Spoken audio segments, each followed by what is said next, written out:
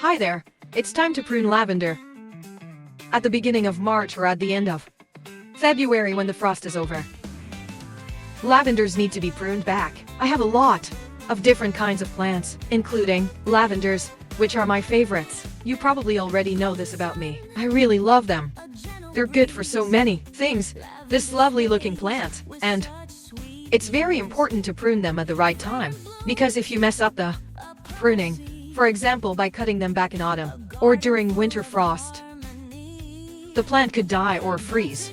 That's why I usually prune them around this time, in early or mid-March, which is still perfect for pruning. Now, I'm going to show you how to prune lavender easily, especially if you have a lot of them. I'll show you how to cut back, and what happens when you prune them thoroughly.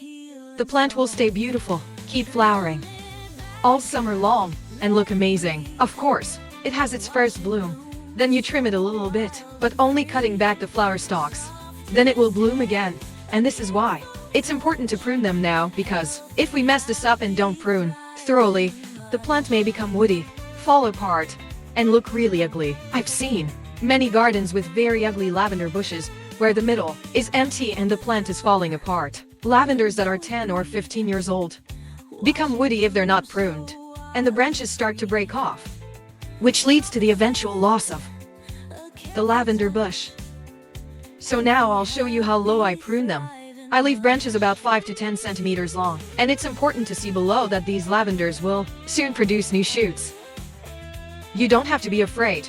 Don't worry, you can't ruin the plant. I'm not saying cut it back to the ground, but thorough pruning is really important. I usually start by trimming the bush with hedge shears, and then I use pruning shears to cut off the older shoots from below. Now, I'll make some noise, but I'll show you the whole process, and it actually goes pretty quickly, so I recommend you try it out. I'm cutting now, and these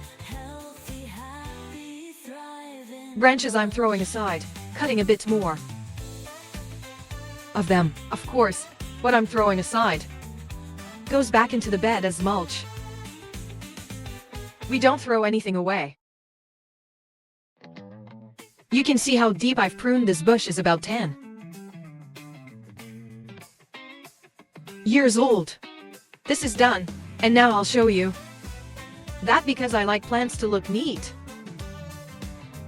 I trim off the bits I couldn't reach with the hedge shears, and this is what makes our lavender round and beautiful. This is what encourages the plant to produce new shoots. Now you can see where I pruned, and there are already new shoots coming in. You'll also notice that there are no woody stems, no ugly thick branches on this lavender. That's because I've pruned this lavender like this every year.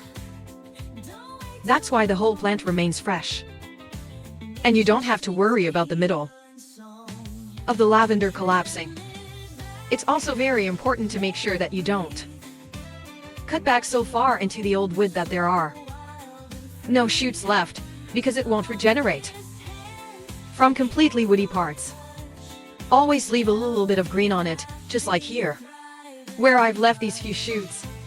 Now I'm going to continue with the next lavender, and I'll show you the result afterward. This one is ready.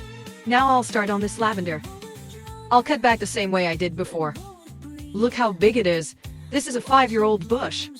I'll prune it back to a similar height, leaving a few centimeters of green shoots. It will be beautiful again this summer. You'll see in the next garden update how much these lavenders have grown since pruning.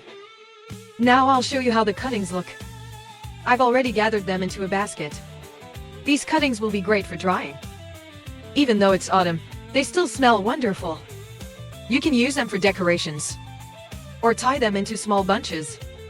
Next, I'll show you how to bundle them, so you can dry them easily. I just cut back the last bush.